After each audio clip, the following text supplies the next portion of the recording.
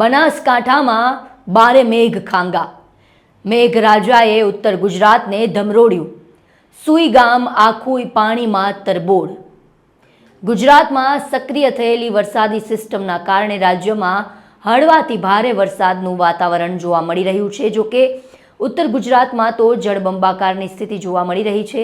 અનરાધાર વરસાદથી બનાસકાંઠાના હાલ બેહાલ થયા છે અને કેટલાક રસ્તાઓ પર જ્યાં જુઓ ત્યાં પાણી જ પાણી જોવા મળી રહ્યું છે. જાણે નદીઓ વહેતી હોય રસ્તા પર એવું લાગી રહ્યું છે.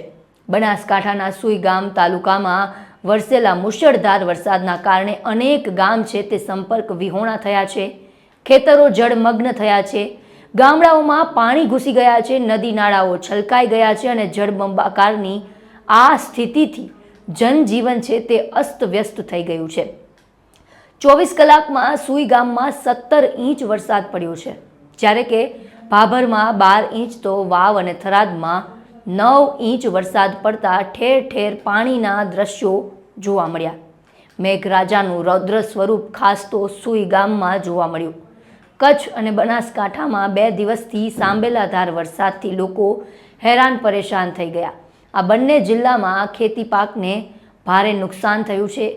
સાંતલપુર રાધનપુર તાલુકામાં 50,000 હેક્ટરમાં નુકસાનીનો અંદાજ છે.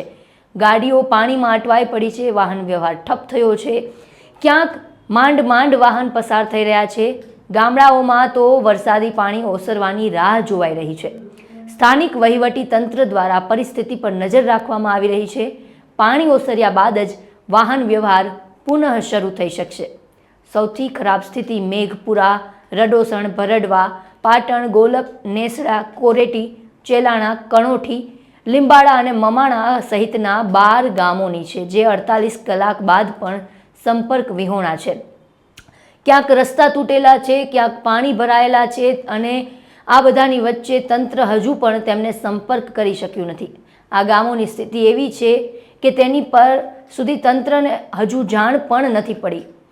મળતી માહિતી મુજબ ભાભર, વાવ, થરાદ અને દિયોદરમાંથી અત્યાર સુધી 612 જેટલા લોકોને સ્થળાંતર કરાયું છે. 250 જેટલા વીજ પોલ છે તે ધરાશાયી થયા છે. હજારો વૃક્ષો પડી જતા 280 જેટલા ગામ છે ત્યાં અંધારપટ છે. તો પરિસ્થિતિને કાબૂમાં લેવા માટે એનડીઆરએફ અને એસડીઆરએફની ટીમ છે તેને પણ તૈનાત કરવામાં આવી છે. આ બધાની વચ્ચે બનાસ ડેરીએ 1.5 લાખથી વધુ ફૂડ પેકેટ તૈયાર કરી અસરગ્રસ્તોને પહોંચાડ્યા છે.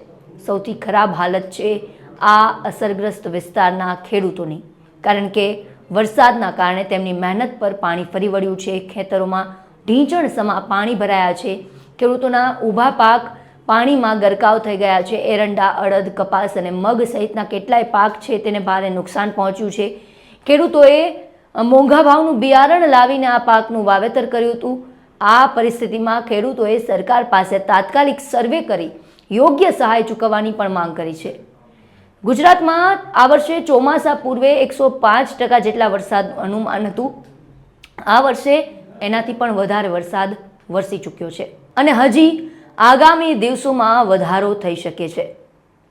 રાજ્યમાં હાલ સૌરાષ્ટ્રને બાદ કરતા તમામ ઝોનમાં 100%થી વધુ વરસાદ વધી ચૂક્યો છે.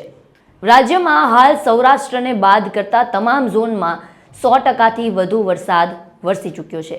આપના વિસ્તારમાં કેવો વરસાદ છે અમને કોમેન્ટ બોક્સમાં જણાવો અને અમારી ચેનલને સબસ્ક્રાઇબ કરવાનું ભૂલશો નહીં.